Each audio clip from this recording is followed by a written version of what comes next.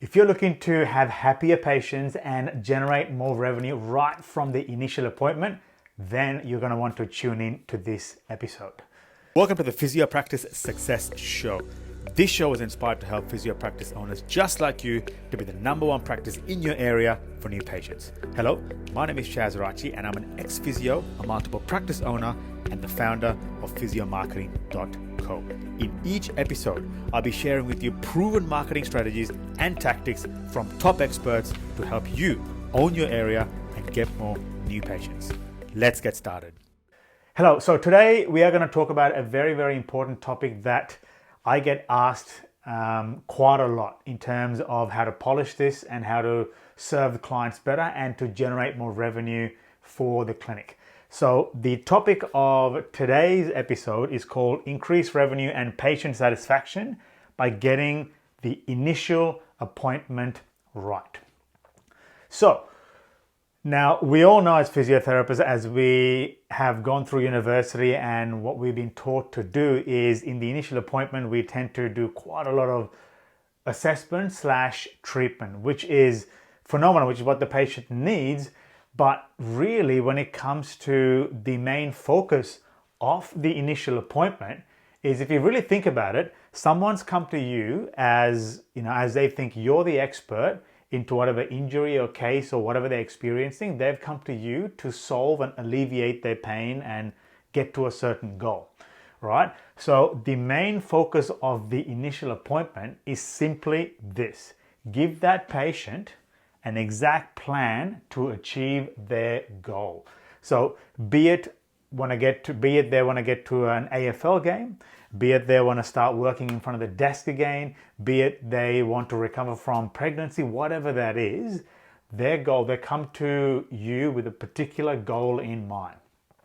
If they don't know, if they can't really tell you exactly what that is, that's our role as a physiotherapist to try and get a bit more detail out of it. But whatever that is, the main goal of the initial appointment is to give an exact plan to achieve that goal, an exact plan, right? Because as I mentioned, they come to you as a person of trust and they're really depending and relying on you to guide them through this process, right? So the first part of that obviously is to understand the injury or the case they're going through. So we as physios coming out of university or college are very, very good at this. We have a subjective assessment, objective assessment, all that kind of thing to get to the nitty-gritty of exactly what is going on. We are very, very good at this part, right? And another main focus of the initial appointment is, once you've gathered the data that you need in terms of, subjective and, a physical examination, right? Then it's all about setting the expectations, right? After you know everything that you need to know to get that patient to the next goal point, right? And part of this is building trust as well with them, right? So when you have a clear plan of attack for any injury or case that comes through, you will naturally tend to create a lot more trust with the new patient, right? And part of this plan to give an exact plan is communicating the recommended frequency of appointments and treatments, right? Now, this is something that is commonly still overseen by quite a lot of physio clinics and physios in general, right? So, because if you really think about it, when a patient comes to you at the initial appointment, they're at their highest level of motivation and action to sort out their problem, right? Whatever injury they're having. So they're coming with a lot of motivation, desire, and it's the perfect time to create a plan and an expectation, because it is one of the most influential times you as a therapist can set the tone as to how this injury or case is going to go, right? So communicating the amount of treatments that are necessary to get that done, achieve this main goal, is a critical component, right? So I experimented with this long time back in 2011, right? When a new patient came in, the last part of my treatment, I'll just follow through. I'll let you know exactly what the structure of a new patient appointment is, but the last part of the initial appointment, it was all about telling them exactly how many treatment sessions are required each and every week until full recovery.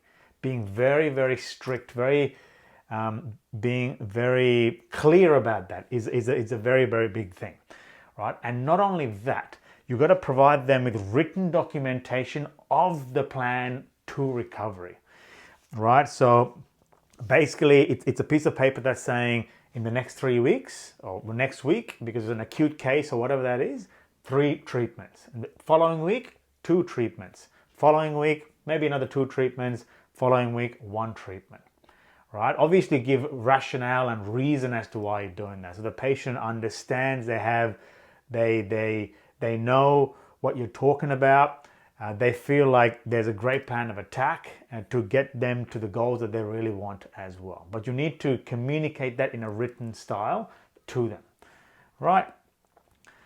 And basically, the structure of an initial appointment that tends to work pretty well is a lot of physios tend to get trapped in the thought, thinking that when a patient comes in, they're really looking for treatment. And that is basically it. Now, that is true to a certain degree, but that's not it. Remember, because the main aim is to get the exact plan to achieve whatever goal they want, right? So part of the actual appointment, this is how it should be broken down. The initial part, the 40% of the appointment is assessment. So subjective, objective, right? That's 40% of it.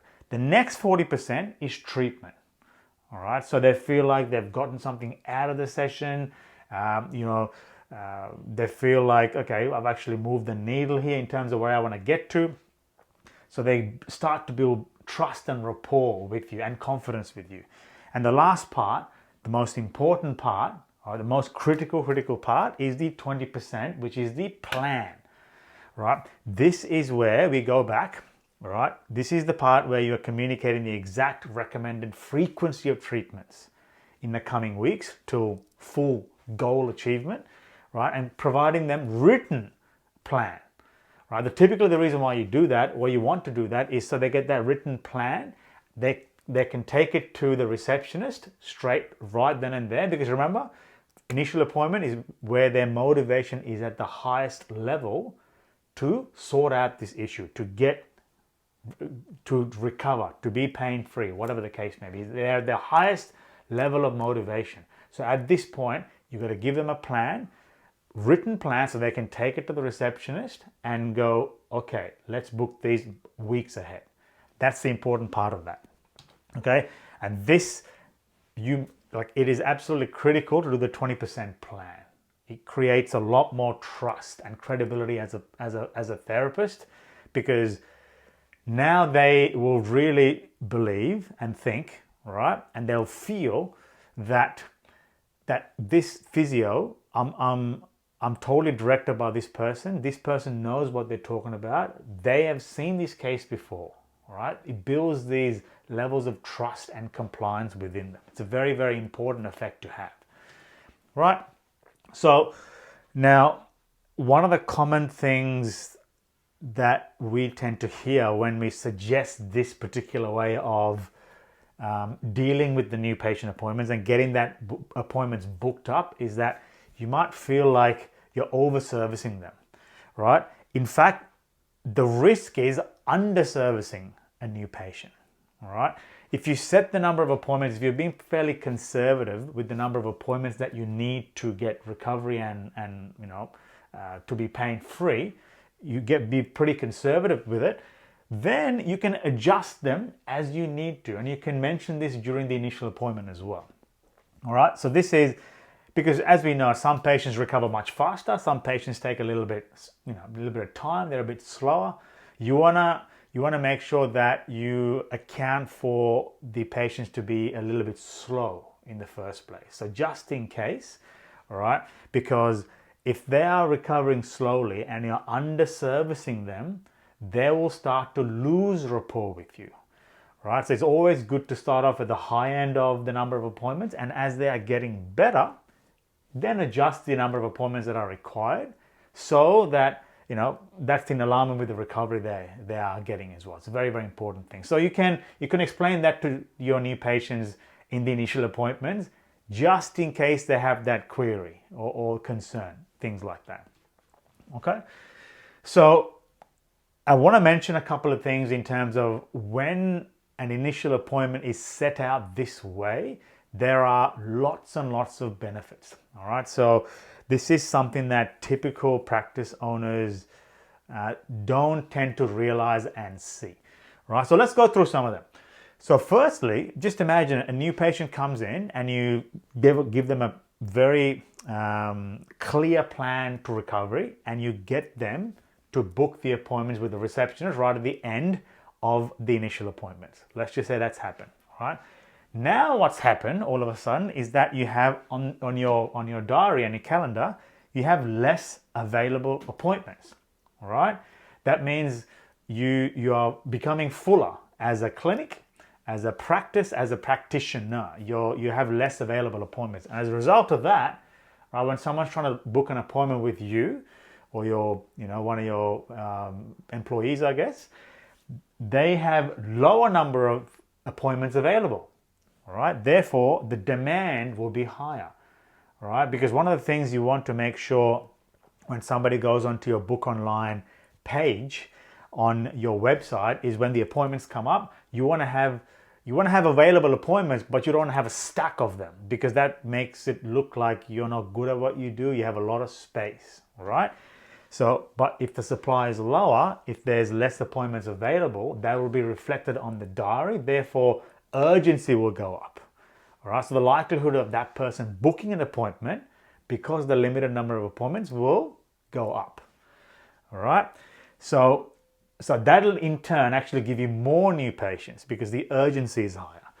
Now, the next thing is less reliance on new patients. One of the biggest traps or ways of operating for lots of physio clinics is they really rely on a lot of new patients to service their practice, to generate the revenue you need.